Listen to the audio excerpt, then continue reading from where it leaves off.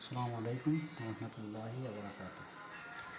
দূর দূরান্ত থেকে যারা আমাদের সাথে যুক্ত, সবার সাথে একটা কথা শেয়ার করার উদ্দেশ্য করে সামনে আসা। আমরা যারা প্রবাসে আছি তারা একটা বিষয়ে অনেক কি বলবো, অনেক খারাপ লাগারই কথা। নিজের দেশ, যেখানে স্বাধীন দেশ হলেও স্বাধীনতা বলতে কিছু নেই। অনেক খারাপ লাগতেছে দেশের এই অবস্থা দেখে।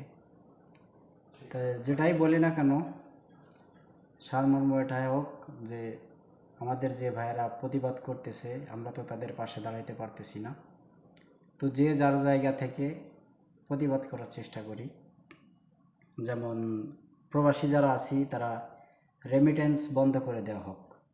সবাই মিলে যদি রেমিটেন্স বন্ধ করি তাহলে এটাও তাদের সাথে সামিল হওয়া হবে।